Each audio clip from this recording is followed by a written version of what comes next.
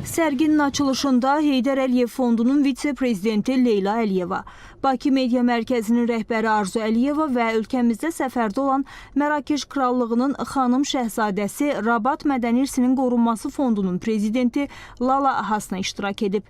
Tədbir Heydər Əliyev Fondu, Rabat Mədəni İrsinin Qorunması Fondu, Azərbaycanın Mədəniyyət Nazirliyi, Mərakeş Krallığının ölkəmizdəki səfirliyi, Azərbaycan Milli Xalça Muzeyi, Mərakeş Sənətkarlıq Evi və Mərakeş Milli Muzeylər Fondunun təşkilatçılığı ilə keçirildi.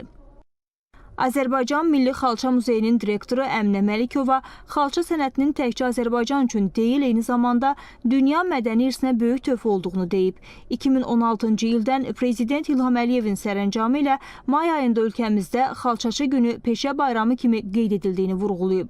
Azərbaycanın ənənəvi xalçaçılıq sənətinin 2010-cu ildə UNESCO-nun bəşəriyyətin qeyri-maddi mədəni irs üzrə reprezentativ siyahısına daxil edildiyi qonaqların diqqətinə çatdırılıb.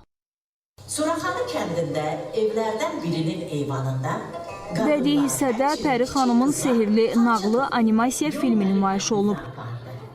Qazaxda isə qadınlar böyük sevgi və həvəslə şıxlı xalçasını toxuyurdular.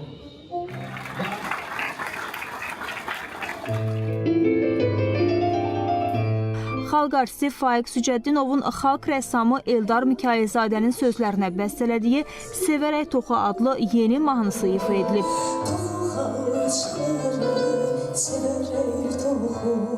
Sonra sərginin açılışı olub.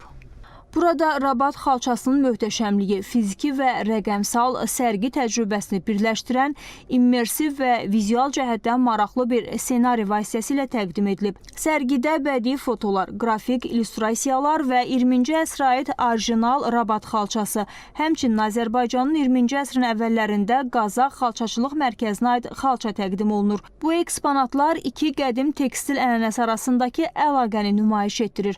Bədii səyahət kimi qurulan sərgi Rabat xalçasının mənşəyini, onun incə toxuculuq texnikalarını və bu ənənənin qorunub saxlanılmasında qadın sənətkarların əsas rolunu nümayiş etdirir.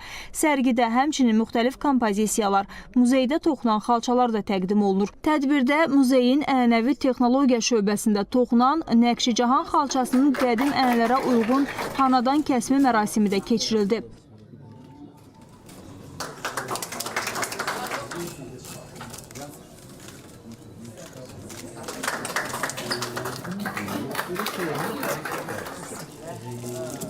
Xalçaçılara həsr edilmiş rəsm əsərlərindən ibarət video çarx nümayiş olundu.